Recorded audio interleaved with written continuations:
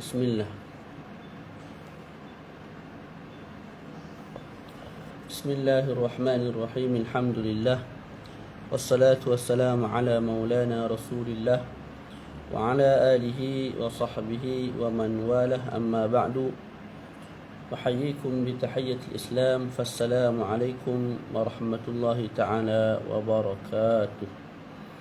Alhamdulillah, syukur kepada Allah Subhanahu wa ta'ala. Dengan limpahan kurnianya, kita masih diberi kesempatan untuk sama-sama kumpul pada petang ini bagi meneruskan sesi bacaan kitab At-Taqriratus Sadidah fil Masaili Al-Mufidah yang dikarang oleh Al-Habib Hasan Ibn Ahmad Al-Kaf hafizahullahu ta'ala. Jadi kita dah masuk pada muka surat 316, iaitu Masailu fil Qasri, masalah-masalah yang berkait rapat dengan qasar sembahyang. Ada dalam 8 masalah. Kita bincang satu per satu insya-Allah taala. Yang pertama ialah idza syakkal ma'mumu fi niyyatil imam hal nawal qasra am la, fa hal yajuzul qasru lil ma'mumi? Jawapannya ialah yajuzu lil ma'mumi ta'liqu niyyatil qasri idza alima anna al imama musafirun fa yaqulu nawaitu al qasra in qasara al imamu aw al itmama in atam. Wa amma idza syakka fi safar al imami fala yajuzu ta'liqu an niyyah wa yajibu alaihi al itmam. Jadi yang pertama saya sebut, bila mana seseorang makmum syak pada niat imam.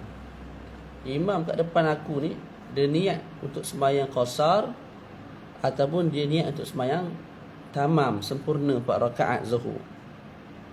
Sebelum ni kita dah bincang, kalau kita sembahyang qasar 2 rakaat, kita tak boleh ikut orang yang sembahyang sempurna. Faham tak? Dia sembahyang sempurna, sama ada dia sembahyang 4 rakaat ataupun sembahyang 2 rakaat solat sunat. Apa-apa solat yang sempurna, kita tak boleh ikut dia.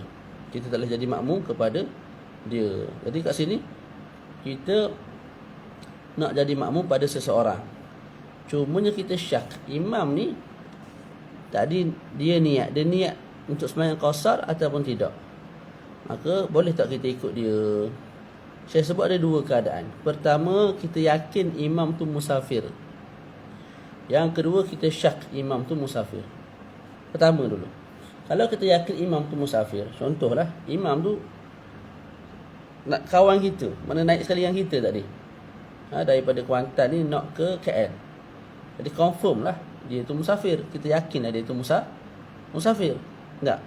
Cumanya dia masuk ke tandah, lepas tu dia ambil uduk, terus sembahyang, tak tunggu kita. Jadi kita lambat sikit. Jadi kita yakin dia musafir, cuma tak tahu kawan aku ni niat nak sembahyang 2 ke sembahyang 4. Tak? Sebab bila kita musafir tak wajib sembahyang 2 kan? Boleh juga buat 4. Jadi kita syak imam ni buat 2 ke buat 4 tu imam ni, kawan aku ni. Ketika itu kita boleh gantung niat.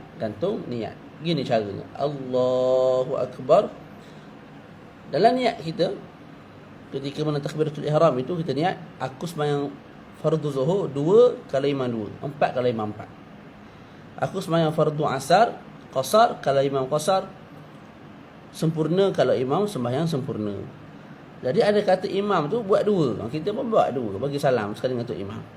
Tapi kalau imam tu tiba-tiba bangun rakaat yang ketiga, maka dia buat 4 lah tu. Maka kita pun kena bangun bersama dengan dia, sembahyang 4 rakaat. Selesai satu. Yang kedua ialah kita syak pada niat imam tu sendiri. Yang kedua kita syak pada status imam. Imam ni musafir ataupun tak? Kita syak kat situ. Yang tadi kita yakin dia musafir, kita syak pada niat dia. Yang kedua ni, kita syak pada musafir ataupun tidak. Mamat seekor depan ni tak? Dia tu musafir ataupun tak? Ke orang sini je, orang Temeluh ni je. Yang jual ikan patin di RNA tu, dia semayang depan aku ni. Boleh jadi juga tak? Orang tempatan. Tapi boleh jadi juga orang luar. Maka bila kita syak keadaan imam tu, sama ada dia musafir ataupun tidak, kita tak boleh nak gantung niat. Tak boleh kita sebut dalam hati ketika niat, Kalau imam buat 2, aku buat 2. Imam buat 4, aku buat 4. Tak boleh. Lepas tu nak buat lagu mana? Wajib kita semayang 4 rakaat di belakang dia, walaupun dia buat 2. Boleh? Semayang-semayang dia buat 2 sungguh. Kita kena bangun 4 rakaat. Faham betul? Nah. Yang kedua, masalah kedua, mal halatul lati yanqati'u indaha as-safar. Apakah keadaan-keadaan yang terputus pada keadaan tersebut akan perjalanan? Maknanya sekarang ni nak bincang tentang keadaan yang kalau berlaku maka kita tidak lagi digelar sebagai musafir. Dengan makna kita dah tak boleh nak qasar, kita dah tak boleh jamak. Saya sebut yang qati'u safaru fi halataini indahuma la yajuzul qasru. Terputusnya safar pada 2 keadaan. Bila berlaku salah satu daripada keduanya, maka tidak harus dan tidak dibenarkan seseorang itu qasar sembahyang. Yang pertama ialah niyatul ruju'i min makisin mustaqil ila watanihi wa qad baqiya aqallu min marhalataini ila watanihi. Niat untuk kembali daripada orang yang tidak bergerak, orang yang statik, tetap, dan dia mustaqil. Mustaqil ni maknanya dia tak ikut orang lain, dia bos, dia ketua. Bukan macam isteri, bukan macam anak-anak ikut lelaki kan? Tak. Sekarang ni dia tu orang yang mustaqil, iaitu dia tu ketua, orang lain ikut dia. Tak. Jadi kalau orang tu jenis lagu tu, maka kalau dia niat nak kembali semula ke tempat dia, maka ketika itu kita sebut tidak boleh lagi dia jamak dan qasar. Contoh, bagi contoh lah mudahnya, bawah tu pun ada contoh. Jadi sekarang ni saya nak pergi ke Selayang Baru, Selangor, rumah mertua. Tak. Ya, selepas bergerak dalam satu marhalah, dalam 50 kilo ataupun 45 kilo lebih, kan, baru teringat ada benda penting tertinggal. Jadi ubah niat, patah balik nak ambil barang. Ataupun bini ni tinggal di rumah, contohlah. Tak. Maka ketika itu tengok, saya ialah seorang yang makis. Masa saya niat nak kembali tu, saya makis, mana statik satu tempat. Singgah di R&A ke, tak, ataupun singgah di mana-mana. Dan ketika itu ada niat nak kembali semula, dan dalam masa sama saya mustaqil, tak ikut orang lain. Dan ketika itu ada niat nak kembali semula ke mana? Ke Baluk, ke Kuantan. Tengok keadaan. Kalau daripada tempat saya berniat nak kembali semula tu ke rumah saya kurang daripada 2 marhalah. Contoh, daripada Kuantan ni, daripada Baluk ni sampai di R&A Gambang ataupun R&A Kuantan. Kita ambil Gambang lah, R&A Gambang. Tak cukup 2 marhalah lagi. Sampai situ fikir-fikir, ada benda 3, kena patah balik. Maka saya ketika itu dianggap orang yang baru memulakan perjalanan. Kerana saya baru buat satu perjalanan baru.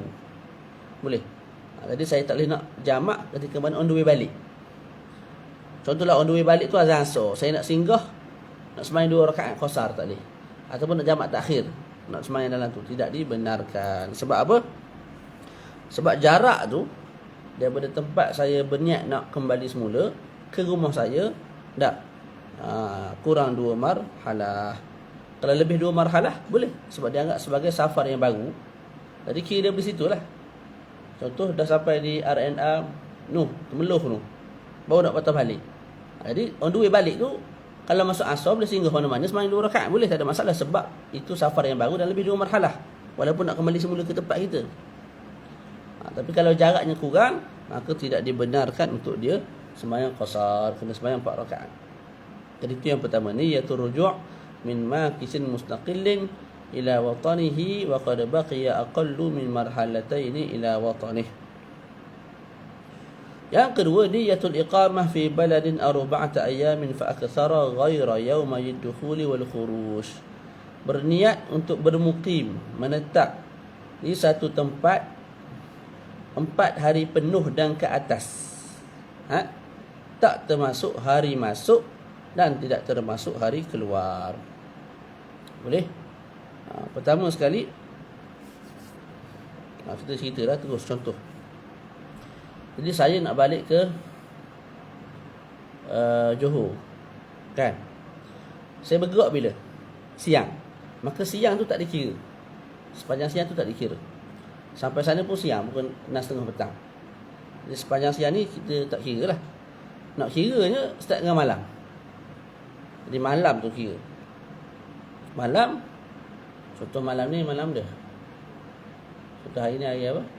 Hari Selasa. Dia malam Rabu kan? Malam Rabu. Malam Rabu dengan siang Khamis, satu hari. Malam Khamis dengan siang Jumaat, 2 hari. Malam Jumaat dengan siang Sabtu, 3 hari. Malam Sabtu dengan siang Ahad, 4 hari. Lepas tu malam Isnin. Jadi kalau saya berniat nak kembali semula ke rumah saya, kalau saya berniat nak stay kat tempat tu di Johor ke di mana tadi, selama 4 hari penuh. Mana saya nak kembali semula ke rumah saya di Baduk ni pada bila tahu tadi? Pada apa? Oh, tak ingat hari dah. Cuma cara kira dia begitulah. Boleh semula. Kita bertolak pagi, maka pagi tak dikira. Kita start dengan malam. Jadi malam ini malam apa? Malam Rabu. Tu ada orang tulis Selasa kan? Hak tadi. Kira semula lah. Pening dah aku pun. Jadi kita bergerak pagi sampai di sana pun siang. Dalam pukul 6.30 ke 5 petang ke. Jadi siang ni semua tak dikira. Tak dikira tu maksudnya kita boleh sembahyang qasar lah. Cuma tak dikira dalam 4 hari tu. Jadi kita start dengan malam ni. Ini Selasa jadi malam Rabu. Lepas tu pagi malam Rabu dengan pagi Khamis. Lepas tu malam Khamis pagi Jumaat. Malam Jumaat pagi Sabtu. Malam Sabtu pagi Ahad. Cukuplah 4 hari pada pagi Ahad. Kalau anda kata saya nak balik ke sini semula, ialah pada malam Ahad, maka saya telah duduk di kawasan itu, di Selayang Baru ke di Johor 4 hari penuh. 4 hari penuh. Bukan 3 hari lebih, tak, 4 hari penuh. Ketika itu saya dianggap bermukim. Bila bermukim, semata-mata sampai di tempat tu sebenarnya dah tak boleh jamak qasar. Boleh? Contoh kita nak duduk kampung seminggu, nak duduk kampung 10 hari, semata-mata sampai di kawasan tu tak boleh nak jamak qasar. Jadi saya daripada Balok on the way pergi tu bolehlah singgah sembahyang jamak qasar, tak ada masalah sebab kita musafir. Tapi semata-mata sampai di Selayang Baru, berniat nak duduk 4 hari ke atas, 5 hari 6 hari, semata-mata sampai tak boleh nak jamak qasar. Lepas tu on the way balik boleh semula. Sebab kita dianggap sebagai musafir. Ketika duduk kat sana tu tak boleh. Okey. Tapi kalau kita duduk kurang daripada 4 hari, kita duduk 2 hari.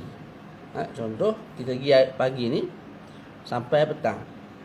Jadi start dengan malam ni lah. Hari Selasa, malam ni malam Rabu, pagi Khamis, sehari. Malam Khamis, pagi Jumaat, 2. Pagi Jumaat, malam Jumaat tu kita nak balik. Mana cara kira? Kalau saya tersilap sebut kira, kalau faham cara kira tu kira beres. Jadi dia malam dengan siang tu sehari, malam dengan siang tu sehari. Kalau kita gerak malam, contoh sampai malam, malam ni burn, tak kira. Kira start dengan pagi esok. Dia pagi esok dengan malam 1, pagi malam 2, pagi malam 3, pagi malam 4, pagi malam 5. 5 hari. Kalau pagi malam 1, pagi malam 2 hari je. Lepas esok tu nak balik dah, maka baru duduk 2 hari lebih sikit, maka masih boleh jamak dan qasar. Faham tu? Kalau duduk 3 hari setengah, masih boleh jamak dan qasar. Contoh malam siang sehari, malam siang 2, malam siang 3, malam ni balik. Jadi kita duduk 3 hari, 1, 2, 3, malam ni balik. 3 hari lebih sikit je, malam tu balik. Maka bolehlah jamak qasar sepanjang duduk di sana. Tapi kalau niat nak duduk lebih lama kat sana, lebih 4 hari penuh lah, 4 hari penuh ke atas, itu dah tak boleh jamak qasar. Terus nombor 3. Idza aqama fi mawdi'in liqada'i hajatin yatawaqqa'u qada'aha fi aqalli min 4 ayyam fa ata'akhkharat fa yajuzu lahu tarakhusu ila 18 yawman. Kalau seseorang tu bermukim satu tempat untuk menunaikan satu hajat, dia jangka hajat tu boleh selesai dalam kurang 4 hari. 2 hari selesai, 3 hari selesai. Kita ambil 3 hari selesai. Mana? Dia jangka benda tu siap kurang daripada 4 hari. Contoh 3 hari. Tak, tiba-tiba ada masalah. Tak, jadi tangguh. Maka kalau begitu ceritanya, rupanya dia boleh jamak dan dia boleh qasar sampai 18 hari. Dengan elok masalah ni. Kita pergi satu tempat, nak duduk berapa hari ni? Duduk 3 hari, selesai 3 hari insya-Allah hajat. Tak? Boleh selesai apa nama tu, benda tadi saya tak ingat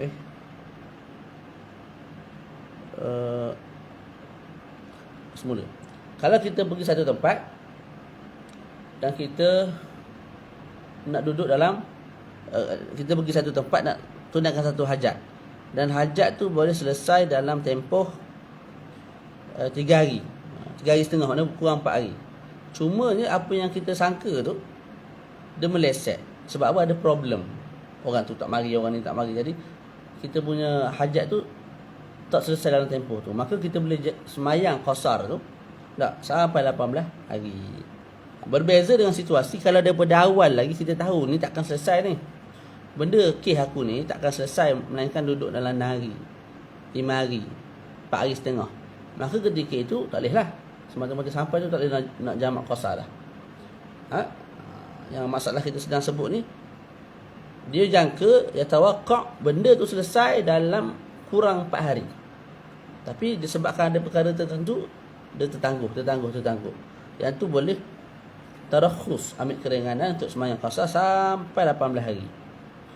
Lepas 18 hari tak boleh dah. Cuma saya tak pernah buat benda ni. Faham tu? Naam. Okey. Kemudian yang keempat, hukumul qasri.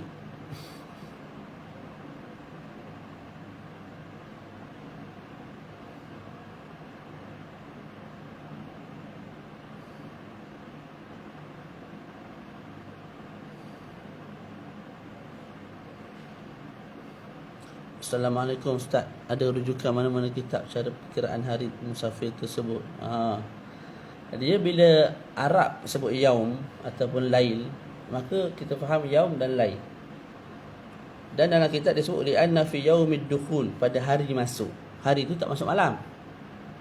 Jadi siang tu waktu kita safar tak dikira, kira start malam tu. Bukan dia kira sehari tu. Sebab apa? Sebab kita masa pergi tu hari tu je.